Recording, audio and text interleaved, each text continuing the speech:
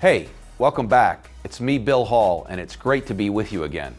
When I last saw you, we were talking about how you could take your knowledge and love of sports to the next level by getting in the game at a sports book. So what is a sports book?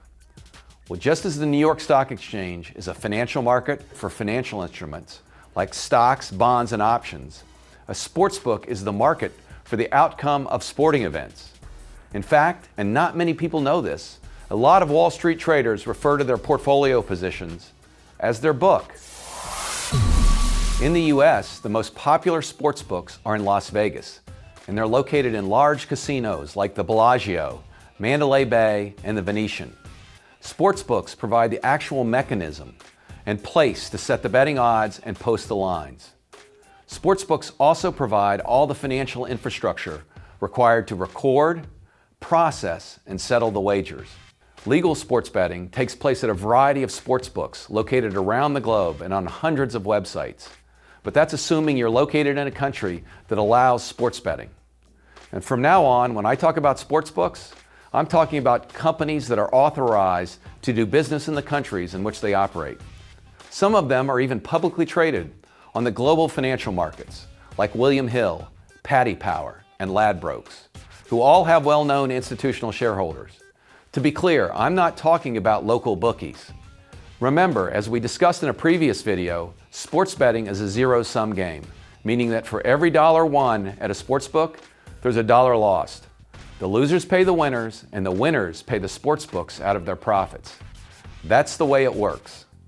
And unlike some other casino games, like blackjack and poker, in which the house actually bets and puts their own capital at risk, all the money cycling through a sports book comes from the individual bettors. The sports book merely acts as a financial intermediary and takes a fee for facilitating the transaction. Now here's a question that's rarely, if ever, asked. What do accountants and sports books have in common? The answer to this simple question tells you a lot about how sports books operate and clears away a lot of the misconceptions about them. And the answer is, they both want to balance the books. That's because sports books are in the business to collect fees for providing a venue where sports wagers are made and to facilitate the settlement process, not to risk their own betting capital on a sports bet. Their sole function is to act as an impartial broker that receives a fee for providing a service. You should always remember this key fact because it means that sports books do not have an opinion about the outcome of the game. Their operators only want to be sure that an equal amount is wagered on either side of the betting line so they can collect their fee. Let me say it again because it's important. Sports books are in the business of collecting fees for matching buyers with sellers, not providing an opinion on who will win or lose a game. Why is equality so important to the sports book? It's because if the wagering action isn't divided equally, the sports book is exposed to a loss. That means they could conceivably have to pay out more than they take in. The primary device sports books use to balance the books is the point spread. This is very important to keep in mind because it means that the point spread is not a prediction of the outcome of the game. It's simply a handicap applied to the favorite to make certain that the wagering action is divided equally between the favorite and the underdog. That's why it's absurd and flat out wrong when the popular media outlets like ESPN reference the Vegas or betting line as an opinion on the game. But it's this misunderstanding of what the betting line actually is that provides you with a profit-making opportunity. A big profit-making opportunity, as we saw on the scorecards in our last video. Okay, let's keep going because there's so much exciting stuff to cover and talk about the most popular type of sports bet, which is the point spread wager. Here's an example of a betting line or a point spread. What does this point spread tell us? It says that New England is the team favored to win and the Patriots are giving 7 points. If you're like me, at first I found it to be counterintuitive. The team with a negative number, in this instance, New England, is the team that is expected to win the game. To me, it would make more sense to put a plus number next to the underdog, but that's not the way it works. So if you're like me and find this confusing, I find it helpful to think about subtracting the minus points from the favored team's final score. Also, over time, I think you'll be like me and get used to seeing the minus numbers in front of the favorite. Also, while it's not explicitly stated, this point spread also tells us that Dallas is the underdog and that the Cowboys are getting 7 points, since there are no numbers next to Dallas. We know this because if New England is giving 7 points, the Cowboys obviously must be on the receiving end of the 7 points that New England is giving. One other thing that this betting line tells us is that Dallas is the visiting team because Dallas's name appears on the top and New England is at home since they appear on the bottom. Since New England is giving 7 points, it must win the game by 8 points or more for a bet on New England to pay off. On the other hand, since Dallas is getting 7 points, it must lose by 6 points or less or win outright for a bet on Dallas to pay off. If New England wins the game by exactly 7 points, no one wins and no one loses. This is called a push, and everyone who wagered gets their money back.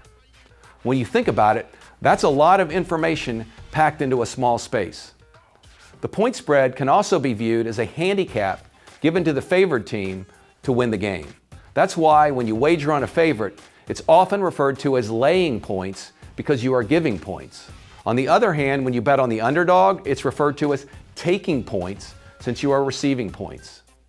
In theory, the point spread makes any game an equal proposition, no matter how great the mismatch actually between the two teams might be.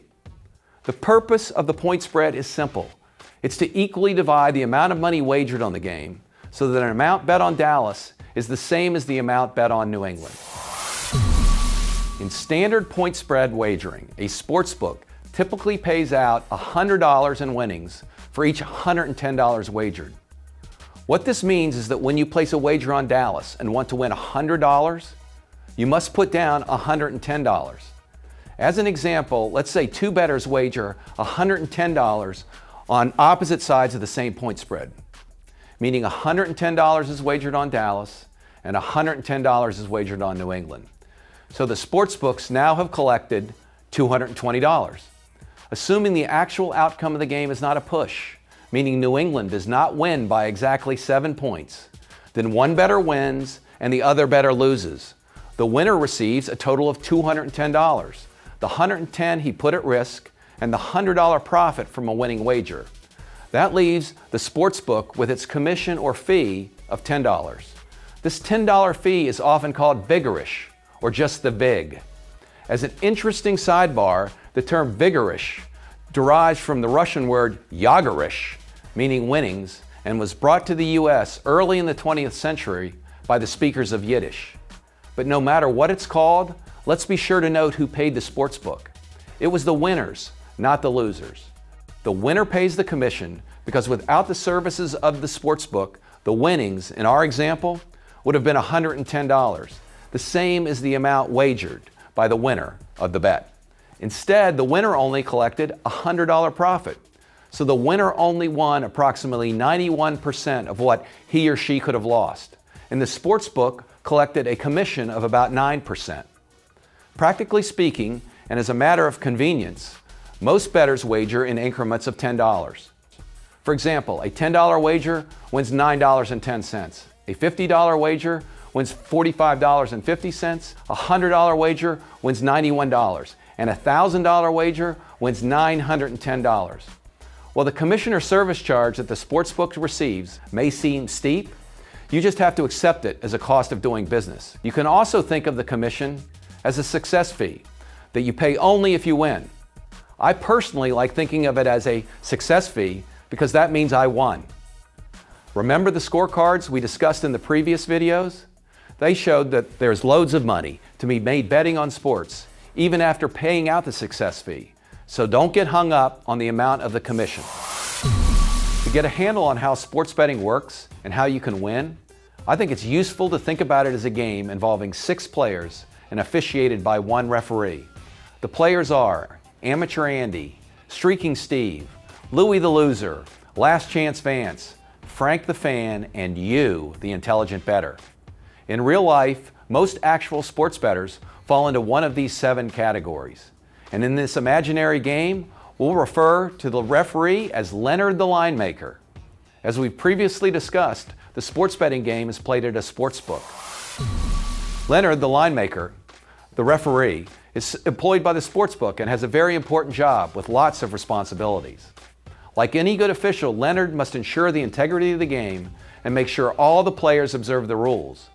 But the most important thing that Leonard does is establish the point spread, or set the line for each game. Leonard is a remarkably accommodating and fair-minded fellow. He's efficient, diligent, and laser-focused.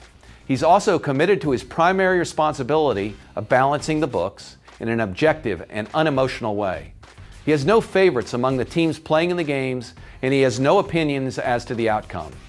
He simply wants to balance the wagering action. Without fail, Leonard appears daily and names the prices at which you can wager on one team or the other in each of the professional and major college games to be played that day. Even though Leonard is a very stable fellow, his quotations will be anything but stable. That's because Leonard is simply a pawn of public opinion. That means when the consensus view for a team is favorable, he adds considerably to the point spread and sets a very high number. At other times, when he can see nothing but trouble ahead for a particular team, he must be very accommodating and post an enticing number to attract some betting action on that team. Leonard has another endearing characteristic. He doesn't mind being ignored. If his point spread is uninteresting to you today, he will be back with a new one tomorrow. Wagers are strictly at your option. You are free to either ignore him or take advantage of him, but it will be disastrous if you fall under his influence, as many uninformed bettors do. That's because Leonard's job is to serve you by facilitating your wagers, not to guide you with his own sports betting wisdom and acumen. Amateur Andy is the typical amateur bettor who wagers only on his favorite teams, which is a terrible mistake. And to make matters worse, he usually bets on the public favorites, teams that everyone loves and sees as the best. He doesn't realize that 80% of the people wager almost exclusively on favorites. This is not the same as 80% of the money because, as I've explained before, the money is split 50-50 to balance the line. This is especially true for the most popular professional teams, like the Cowboys, the Patriots, the Yankees, the Red Sox, the Warriors, and college teams like Notre Dame in football and Duke in basketball. Because of their popularity, they always attract a disproportionate number of bettors. But Andy doesn't understand the heavy penalty that he pays by betting only on the favorite teams. Andy is oblivious to the fact that when Leonard the line maker sees a team attracting a lot of betting action, Leonard has no choice but to add 1, 2, or even 3 points to the point spread to encourage more wagers on the underdog. Despite the point spread edge the underdog received, Andy continues to ignore the extra points that he must pay and always plays the favorites. That's because he lacks the self-confidence to risk his money on the team no one else wants. So he just follows the crowd. By the time the game rolls around, Andy's paying such a high premium that the odds are stacked against him before the game even begins. Streaking Steve is a very excitable guy. He loves sports and is totally engaged in sports betting. He reads all the newspapers, watches ESPN daily, and surfs the web looking for information that will give him an edge. But boy, oh boy, can he get excited, especially when he gets on a winning streak. When Steve hits a few winners in a row, he just can't control himself. And this is where he makes his big mistake.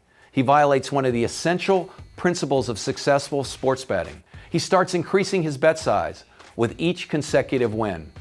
As his winning streak gains momentum, Steve claims that he can feel the power, and he doubles down on each consecutive bet. He just can't bring himself to take any money off the table because he has convinced himself that he is the chosen one. But somewhere out there, a pin lies waiting to burst his bubble. Inevitably, all his winnings, as well as all his sports betting capital, disappear. It's all gone. And because his pockets are empty, Steve can bet no more. Now let's meet Louie the loser. Louie is the worst. That's because he is either misinformed or just plain lazy. He isn't willing to do his homework, and he is overconfident. He bets in a helter-skelter manner with no game plan or money management system in place. He thinks he will get rich quick betting on sports, although he doesn't have a basic understanding of probability theory or how to find value. He's a self-described expert because he watches a couple of games on TV each weekend. He may even be successful in some other business or profession. and he thinks that achievement automatically guarantees sports betting profits. He bets based on gut instinct or some other half-baked program with no mathematical basis. Louis wants to strike it rich with one big bet. He wants big bang for his buck, so he plays the long odds, looking for the big payoff. As a result, he recklessly bets the parlays, the teasers, and other exotic wagers where there is little chance of winning. Louis has no patience or discipline. His quest for the big payoff inevitably leads to the big payout. Last Chance Vance is a sad character. He could be a successful bettor. He does everything right. He keeps it simple. He understands how to calculate and find value. He makes only high percentage bets. He has a good money management system. He does his homework and he's willing to grind out profits slowly over time by diversifying his bets. Vance has all the right things going for him, except he has one fatal flaw. He panics when he goes on a short-term losing streak. Here's a familiar pattern for Vance. Even though he has a disciplined approach to betting, Vance has one of those unfortunate weekends that all NFL bettors inevitably encounter, and as a result, he finds himself down on Monday morning. But instead of regrouping, confident that he will make it up the next week, he panics and abandons his prudent money management plan. Vance makes a really poor decision and decides to make up for all his losses by going all in on the Monday Night Football game. And he loses. Vance has now turned a small loss weekend into a financial disaster. No one can fault Frank the Fan. He is a homer because he loves his hometown teams. Each week, he bets a modest amount of money on his local heroes because it increases his interest in the games. When placing his wagers, Frank pays little or no attention to the point spread because he is a devoted fan. His hometown bias is even more pronounced when it comes to betting on games involving his college alma mater. Frank's a good guy, but he bets with his heart and not his head. As a result of his love for the home teams, he leaves a lot of money sitting on the table. And here's the final player in the game. It's the bettor I want you to become, and that's the intelligent bettor. Here's why. The intelligent bettor knows that sports wagering is most successful when it is conducted in a business-like way, which means placing bets using a disciplined approach based on sound arithmetic, not just some overconfident gut feeling of optimism. The intelligent bettor has a systematic approach that can be applied consistently over and over again to grind out profits. Intelligent bettors understand that the first rule of making money is not to lose it, so they seek a margin of safety in their wagers. It's a concept that we'll review in great detail later, and it's the most effective way to mitigate risk. Intelligent bettors have a good understanding of mathematical probabilities and take a disciplined approach to money management. Because they have done their homework, intelligent bettors have confidence in their information, knowledge, and judgment, and their process. The intelligent bettor knows that Leonard the line maker is only a referee and that the point spread Leonard posts is simply the number required to balance the books. They do not interpret the point spread as a prediction of the outcome of the game because intelligent bettors know that's not what it is. What's more important, they know they are playing a game against Amateur Andy, Streaking Steve, Louis the Loser, Last Chance Vance, and Frank the Fan. Intelligent bettors recognize Andy, Steve, Louis, Vance, and Frank for what they are, but they have no ill will at all toward them. Instead, it's the opposite. That's because the intelligent bettor needs Andy, Steve, Louis, Vance, and Frank to play the game so that the intelligent bettor can put their money in his pocket. Remember, as we previously discussed, sports betting is a zero-sum game where the losers pay the winners and the winners pay the sportsbook. Intelligent bettors know that they are pitting their judgment against the collective feelings of the general public, not against an expert with more or better information. Leonard the line maker is only balancing the wagers, not making an expert prediction of the game outcome. That's why intelligent bettors embrace this quote from Mark Twain, who said, "Let us be thankful for the fools, but for them, the rest of us could not so easily succeed." Above all, intelligent bettors have the proper mindset. They are contrarians, meaning that they are willing to go against public consensus when the odds and potential payoff are in their favor. That's because they know that the best money-making opportunities are found when their assessment of a bet differs significantly from the line that Leonard posts. When they see a difference, they have the courage to act on it and not hesitate. John Maynard Keynes, the celebrated British economist, once said, "Worldly wisdom teaches that it is better for one's reputation to fail conventionally than to succeed unconventionally." Taking the opposite view, a contrarian feels comfortable rejecting the good reputation that can come with conventional failure. A contrarian embraces what it takes to run against the crowd, motivated by the great rewards that await by winning the race down the road less traveled. Or, as the immortal baseball player Yogi Berra once said, "When you come to a fork in the road, take it." While being a contrarian is desirable, the simple act of being a contrarian by itself will not make you an intelligent sports bettor and bring you sports betting riches. That's because successful betting is not about automatically going against public opinion. The other piece of the puzzle, and this is a big piece, is being able to identify value, with value being defined as the gap between the posted line and the most likely outcome of a game. On Wall Street, a valuation gap is called a mispricing, and a mispricing occurs when there's a difference between the actual worth of the security and the market price. For example, when Coca-Cola shares worth $65 are trading at $55. That's a mispricing, and Coca-Cola shares have value. And finding value is the primary purpose of the Get In and Win system. Once Get In and Win has identified a mispricing in a sports betting line, the intelligent bettor trusts his contrarian instincts and acts decisively to profit from the valuation gap.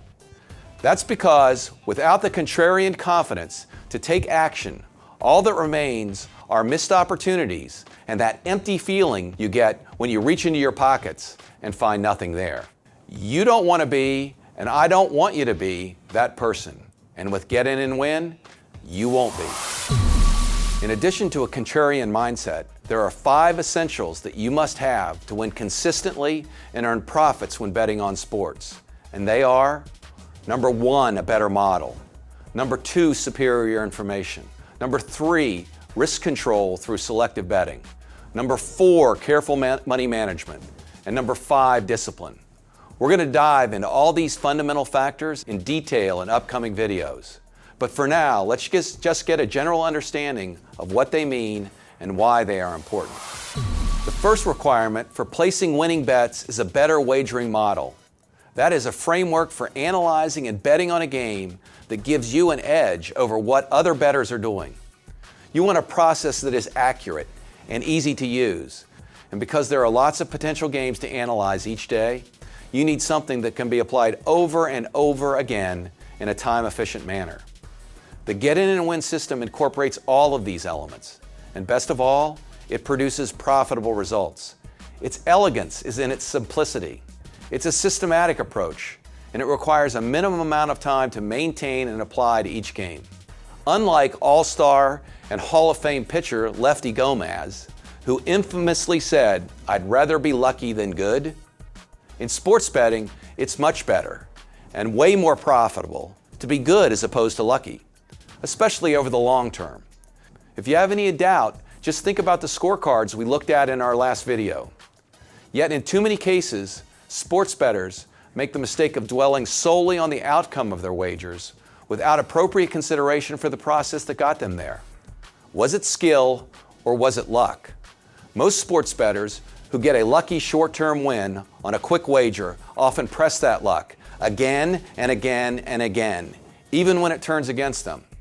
That's why, over time, relying on luck is guaranteed to be a losing strategy. The focus on generating quick results is to some degree understandable. After all, results, whether it's the final numbers on the scoreboard in a game or the bottom line investment returns for a portfolio, are what ultimately matter in sports betting and investing. That's because results are typically easier to evaluate than processes. That's why a simple matrix that Michael Mauboussin, a Wall Street investment banker, uses to illustrate the process versus outcome message lies at the heart of the Get In and Win system. This matrix shows that because of luck, good decisions will sometimes lead to bad outcomes, and bad decisions will sometimes lead to good outcomes. But the intelligent bettor knows that it's a proven process like Get In and Win that's consistently applied that leads to sustainable and enduring results and a bigger bank account.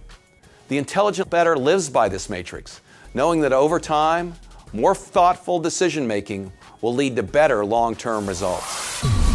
Every winning sports bettor needs superior information. This is not to be confused with more information. Facts and stats about professional and college sports teams are available everywhere. As an avid sports fan, you know what I'm talking about. They're in every daily newspaper and on thousands of websites.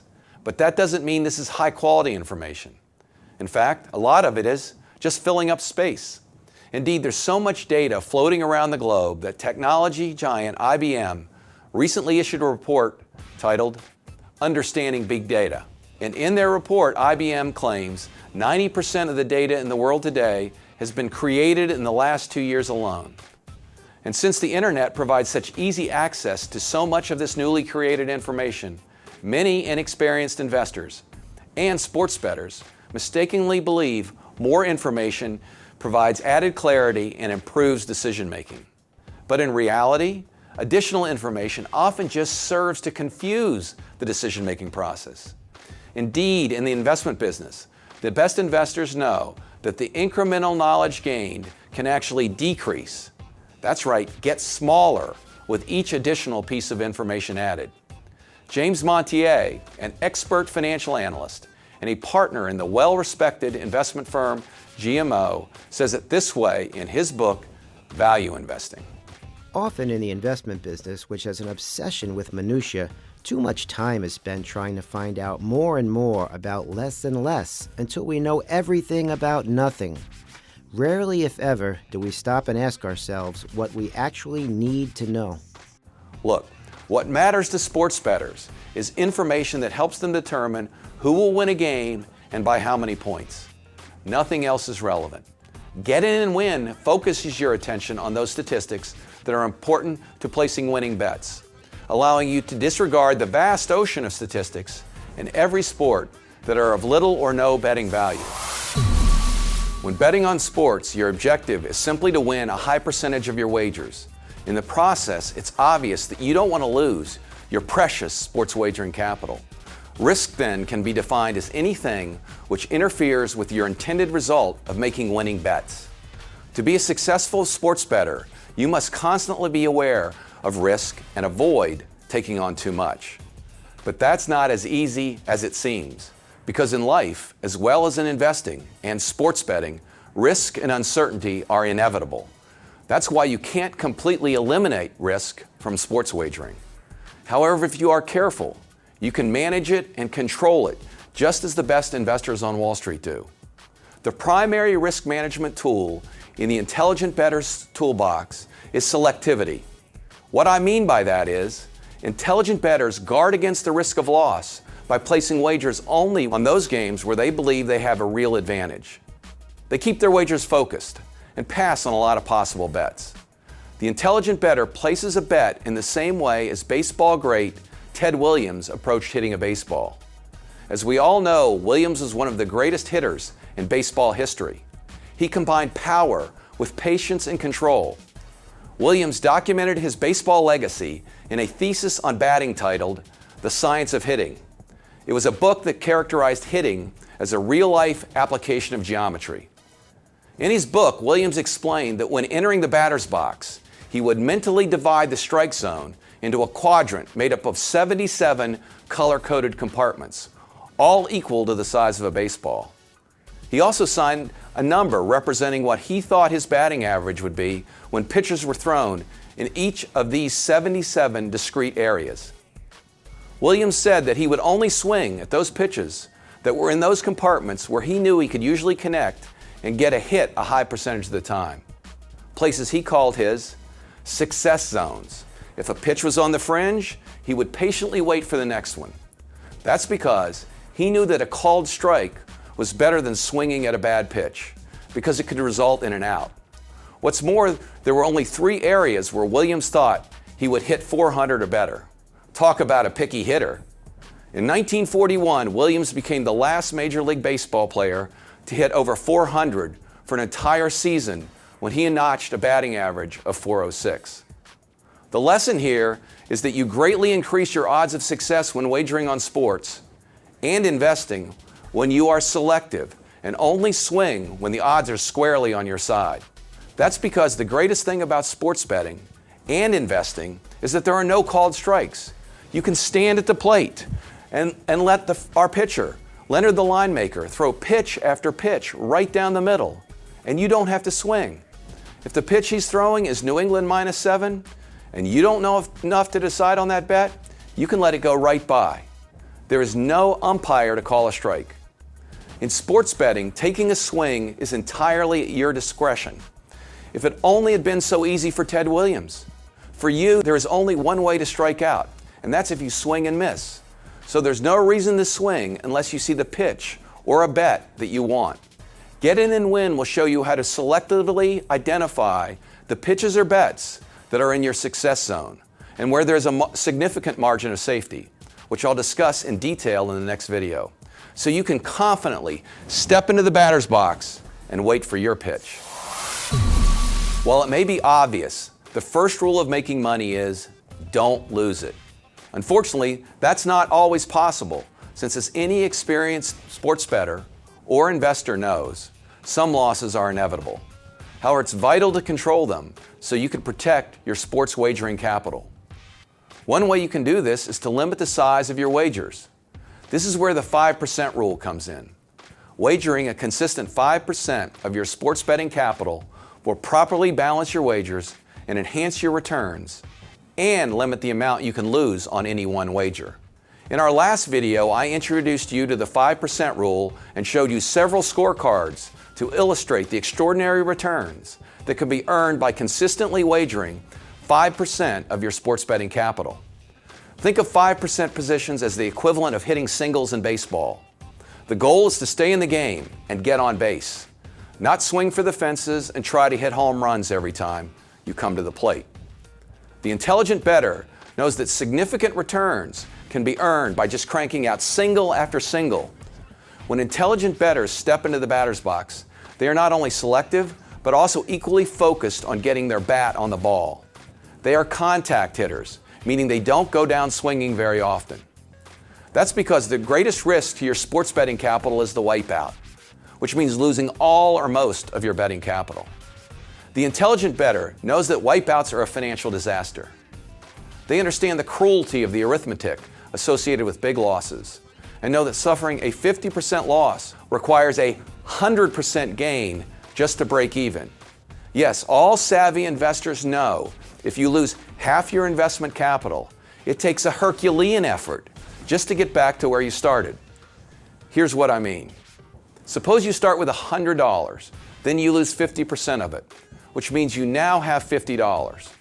To get back to the $100, you have to make $50. On the $50 you now have, that's 100%. Just to get back to the original 100 you started with. Now, when you really think about it, that really is cruel math. Understanding this harsh reality, intelligent bettors view their sports betting capital as precious and use proven risk management techniques to safeguard it. Our final factor is discipline, and it's the glue that binds everything together in sports betting. Discipline is the trait that leads to consistency, and it is the consistent application of a well-designed and thought-out process that allows you to rack up successful results over and over again, especially when you have a winning edge. We've talked about how the New England Patriots and Bill Belichick are regarded as having one of the most successful systems in the NFL, and perhaps in all of sports. Every year, players come and go, but the Patriots are able to reload and compete for the championship almost every season. A player leaves, and New England picks up another one that is just right for their system, and often at a discounted price. Remember in our last video when we looked at a scorecard, which showed how with beginning sports betting capital of $10,000, you could win $80,000 in a year, assuming a 60% win rate based on $500 wagers and 20 wagers per week? I also showed you how your winnings increase astronomically as your win rate increases. At a 70% win rate, your winnings rise to $185,000. And that's staying with $500 bets. That means the 2-game difference that comes from winning 14 games a week instead of 12 is worth $105,000 over the course of a year.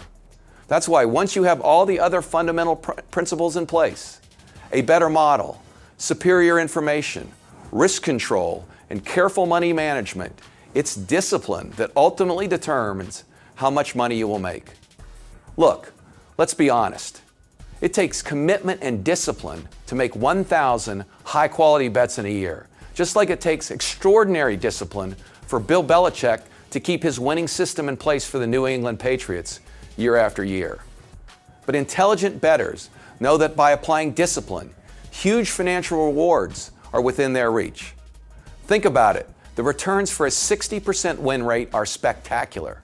And what's more, if you can convert at Bill Belichick's level of 70%, the profits become truly eye-popping. But without discipline, all is lost. By now, you're probably asking, okay, I get it, but how do I actually make all this work in practice, and how would I ever begin? Well, we've come to the point where it's time to dig in and get a handle on what you actually need to do to get in the game and make a sports bet. Many beginning sports bettors think that the way to make money is by simply picking the game winners and cashing their winning tickets.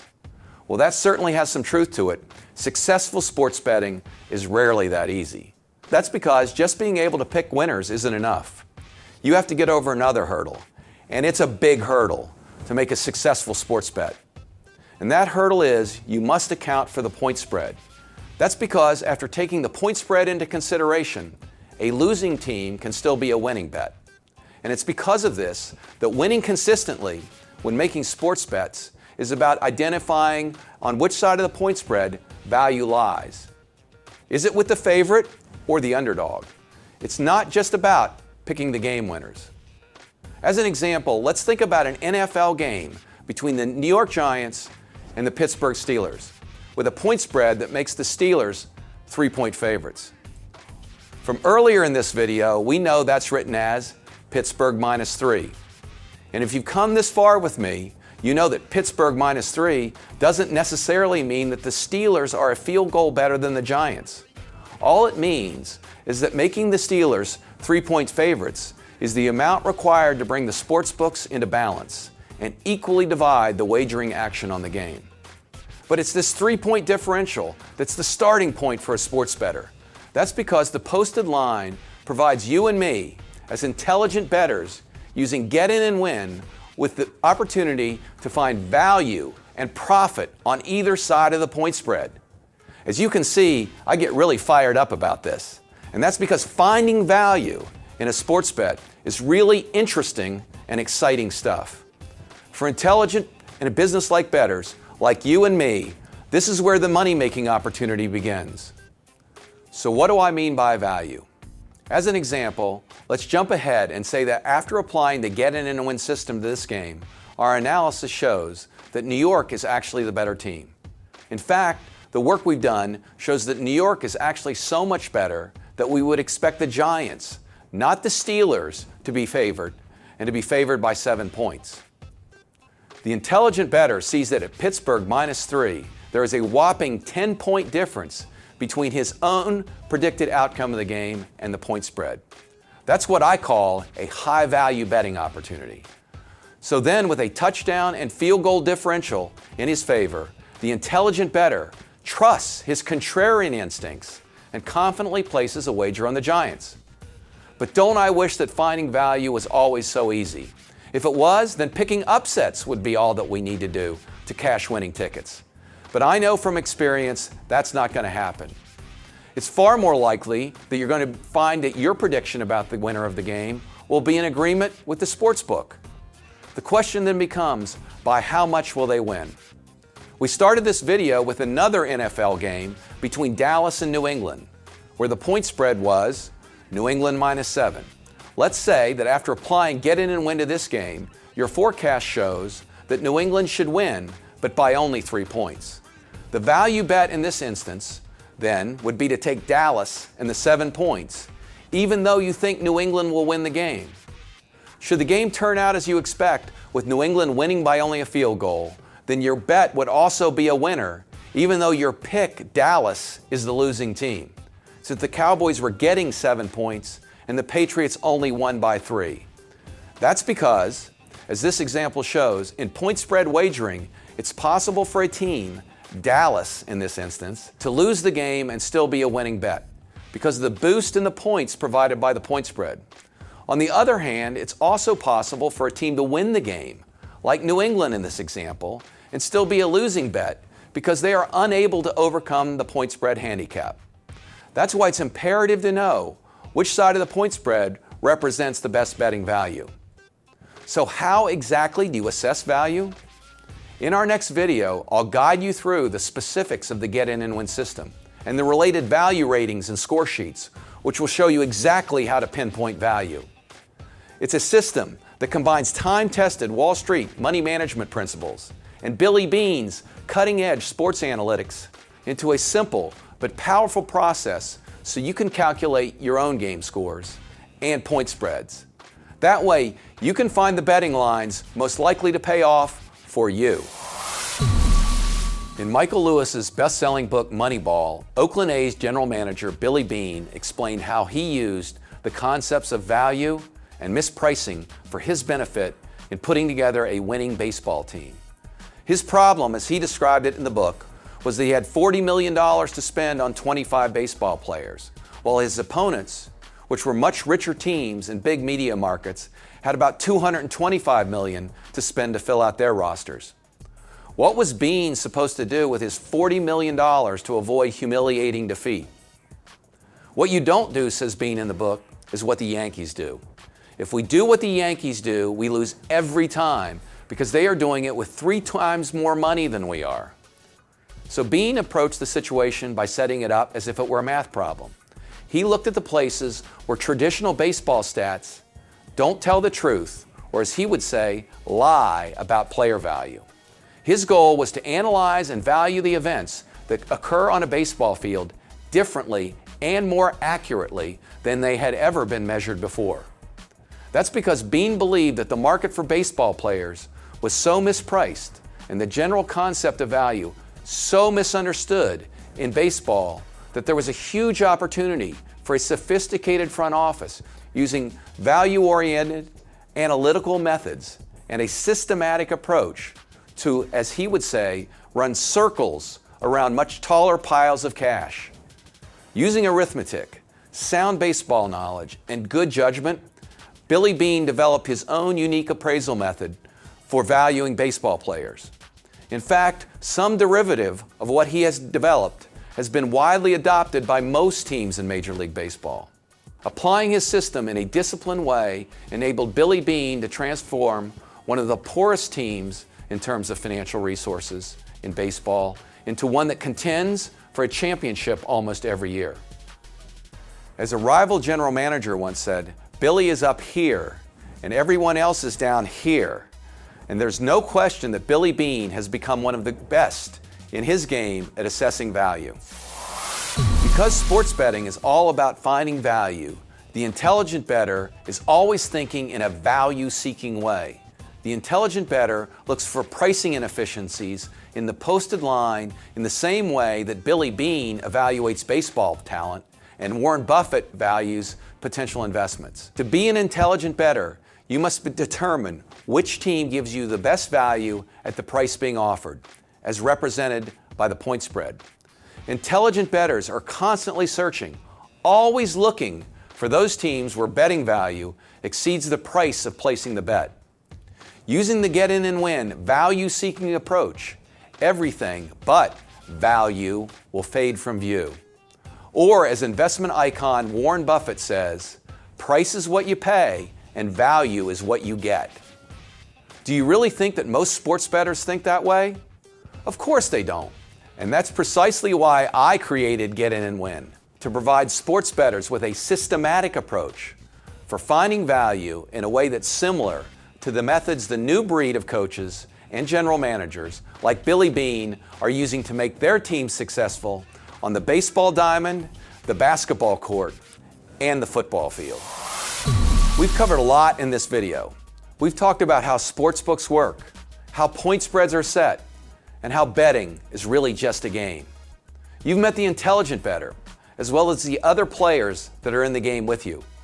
I told you about the 5 factors that are essential to be a successful sports bettor. And you now know that losing teams can still represent winning wagers. But above all, you've learned that the primary focus of sports betting is finding value. Indeed, sports betting is the relentless pursuit of value. I realize that's a lot of information to get your arms around in a short period of time. And I'm thinking you may have to review it all again to really take it in and get ready for our next session. That's because in this next video, I'm really fired up to show you how to set your own line for each game, forecast the game score, and determine whether the margin of safety is big enough to place a high-value sports bet. Believe me, I want this to all come together for you in the best way possible so that you'll be able to profit from your passion for sports. That's why you need to master the basics that we've discussed here before moving on. And I know that you're going to find the information that's coming up so interesting that you'll never view what's happening on the football field, the baseball diamond, or the basketball court in the same way again.